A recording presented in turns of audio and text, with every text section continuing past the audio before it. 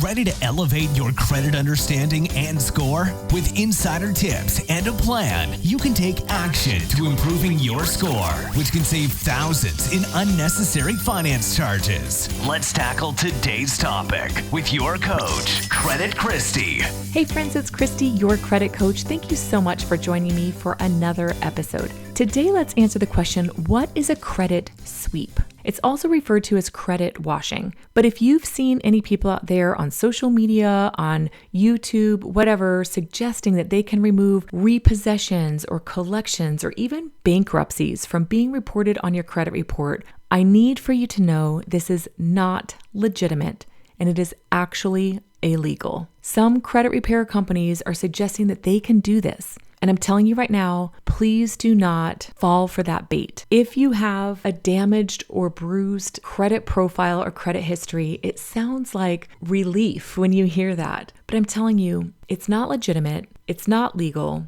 and it would actually require you to lie. So how do some of these companies that suggest they do it go about doing it? They will have you sign an affidavit saying that you are a victim of identity theft. They'll have you file a police report and proceed with this lie. Now, if you are an actual victim of identity theft and somebody came in and stole your complete identity, opened up things in your name in this manner, then this does not actually fall under not legitimate and illegal. This is actually why the Fair Credit Reporting Act created this. It's called 605B. And what this means is that if you are truly a victim of identity theft, this was created to protect you. So what happens when you fall under this is two things have to happen quite immediately. First, the credit reporting bureaus must remove anything that falls under this identity theft umbrella within 4 business days of receiving your identity theft report. And secondarily, they have to block any of that information from ever being reported again on your credit report. Well, unfortunately, there are some shady people out there, fraudsters is what I would call them, that have abused this that was intended to protect people who are true victims of identity theft. But these jerks, they are fraudulent, they're lying, it's unethical and illegal. If this is not you, if you did not truly experience identity theft, please do not ever sign anything that says that you were. There's a police report involved, there's investigations, all the way up to the FBI. Yes, this identity theft report sparks an investigation that goes far more reaching than what you might think initially. So please do not get duped. Do not agree to lie. I understand the need or the want to remove some things that might be really crushing your credit score and your profile and might actually be keeping you from applying for the things that you'd like to get credit for, such as financing for a home. But these things did not happen overnight, and it can't be removed overnight. So if it sounds too good to be true, you know that old adage, it likely is. But in this case, it's illegal. Please run from it. Actually, if somebody's going to suggest that they can help you in this way, please don't work with them. The reason this even came up for me is I was in some training from a credit repair company, and one of the members of the audience, she was asking several times if this credit repair company that I was getting some training from offers a credit sweep. And so I became very curious and started looking it up.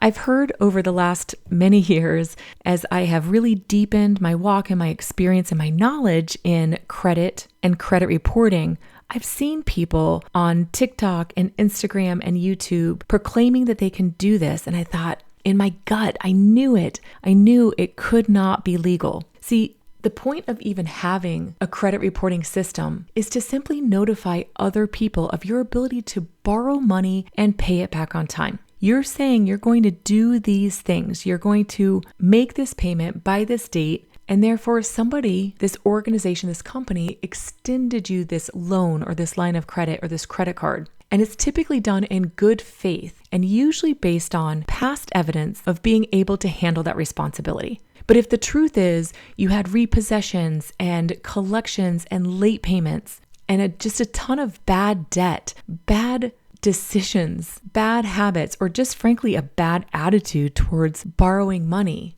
it's potentially jeopardizing that company that's loaning you money. Yes, they're making money off of the interest, but they're only making money off of the interest if you pay them back. If you've gone and borrowed money against a credit card and then just stop paying them, they're in the hole for the amount that you have as an outstanding balance on that credit card. So what's that going to do? That could create a more expensive environment for other people who will pay and do pay back on time to borrow that money. So this is why having a better credit score, a really beautiful credit profile, typically provides a lower interest rate on the things that you borrow for. As a mortgage loan officer, I can offer a much better interest rate if you have a 780 credit score versus if you have a 580 credit score, or even in between, a 680 credit score isn't going to be as attractive on an interest rate as a 780 credit score. And it's not necessarily the mortgage loan company or even the loan that sets up those parameters. Those parameters are set up by the big agencies that set up the guidelines that almost all lenders follow. It's called a loan level price adjustment, and they're set forth by Fannie Mae and Freddie Mac. And so that way, if you have a higher credit score, you are rewarded with a better, more improved interest rate versus somebody who has a lower credit score, as it should be. That's the purpose of having a credit profile. Now, I've got a ton of episodes over the last over 4.5 years. So if you're looking to have a better understanding on collections, charge-offs, how things get reported, the difference between installment loans and revolving credit, how to dispute things on your credit report, how to correct inaccuracies on your credit report, how to create credit without going into debt, or protect your credit through a divorce, or reestablish after a bankruptcy. I encourage you, please go through past episodes because I created those for you. And if you're searching for a particular topic and you don't see it in this podcast, reach out to me at questions@creditchristy.com and I'll make an episode for you. If we haven't connected already, why not? You can find me on TikTok, Facebook, Instagram, YouTube, and LinkedIn at Credit Christy. Thanks so much for being here with me for another episode. And until next time, my friends, stay well. Subscribe now and share with a friend to stay in the loop for new credit content and insider tips to maximize your credit knowledge. And follow Credit Christy on Instagram.